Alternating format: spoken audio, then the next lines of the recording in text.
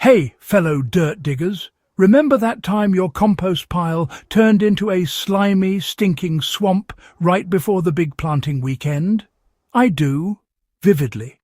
And that was the final straw that sent me running to fermentation with open arms and a mason jar. If you've ever wrestled with rats, endless turning, or nutrient loss that leaves your soil starving, stick with me because fermenting kitchen scraps and garden waste is about to become your new best friend. Let's dive straight into why this ancient, low-effort method outshines traditional composting in speed, potency, and sheer reliability for every gentle herb lover out there. My compost pile used to rule the backyard until it started ruling my life. Back when I relied on the classic heap out behind the greenhouse, I followed every rule. Browns to greens at 3-to-1, weekly turning with the pitchfork, careful moisture like a sourdough baker. Yet, come spring, half the volume had vanished into thin air, nitrogen fled with every hot spell, and the finished product looked more like dusty dirt than the black gold I expected. Pathogens lingered, weed seeds sprouted, and the sheer time commitment stole hours I wanted back for pruning lavender or harvesting calendula. Fermentation flipped that script overnight. Fermentation locks in every nutrient before it can escape. The moment plant material hits a brine or anaerobic bucket, enzymes and beneficial lactic acid bacteria take over, breaking down cellulose walls and converting starches into plant-available sugars within days instead of months. Nothing volatilizes, no ammonia gas wafting away, no methane from sloppy aeration.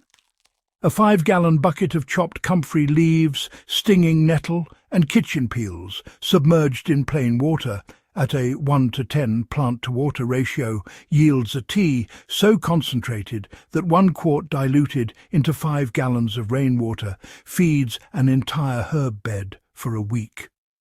Compare that to compost tea that needs weeks of bubbling and still delivers maybe half the soluble nitrogen.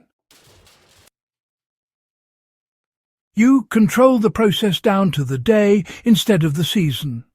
Set up a fermentation crock on Monday, and by Friday you're draining off a liquid that smells faintly of pickles rather than rot. Start with a clean food-grade bucket, add roughly 2 pounds of fresh green material for every gallon of non-chlorinated water.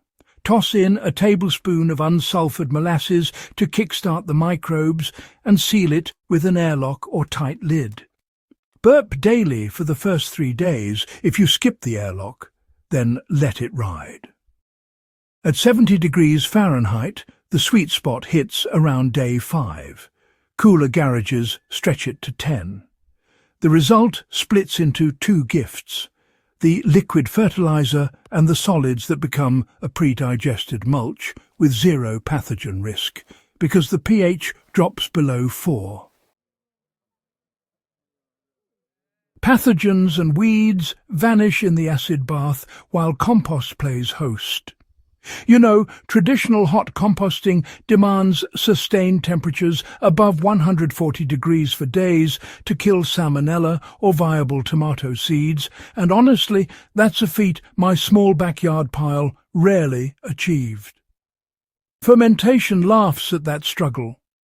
Lactic acid bacteria create an environment where harmful pathogens just can't survive, and the low pH, well, it denatures most enzymes in weed seeds. I once tossed in a handful of crabgrass seed heads as a test. After 2 weeks in brine, not one sprouted when I spread the solids on a tray. That peace of mind alone sold me. Space really becomes irrelevant when a corner of the patio does the job. My old compost needed a 3-foot cube plus turning room, but now the fermentation station lives in 2 stacked 5-gallon buckets under the potting bench. Drill a 1/4-inch hole near the bottom of the top bucket, line it with landscape fabric to catch solids, and just let gravity drain the liquor into the lower reservoir. Tip that lower bucket into a watering can whenever the herbs look thirsty. In peak summer, I run 3 buckets in rotation, processing 30 pounds of material weekly without ever smelling the backyard or attracting fruit flies. The math, well, it really proves fermentation feeds heavier and faster. Take, for example, 100 grams of fresh comfrey. That's roughly a double handful. Dried and composted the traditional way, you might recover about 40 grams of finished material with maybe just 1% nitrogen. But if you ferment that same 100 grams in a litre of water for 7 days, the liquid ends up containing around 200 parts per million nitrogen, all of it immediately available. Dilute that at 1:50, and a single litre treats 25 square feet of chamomile or lemon balm, pushing leaf size and essential oil content noticeably higher in the same season. I actually ran side-by-side basil pots last year. The fermented row outgrew the compost fed by 30% in just 8 weeks. Winter never really slows the ferment, while compost, on the other hand, freezes solid. Come December, my compost pile hardens into an ice block, and that forces me to either stockpile scraps or, well, truck in manure. But fermentation keeps chugging along indoors.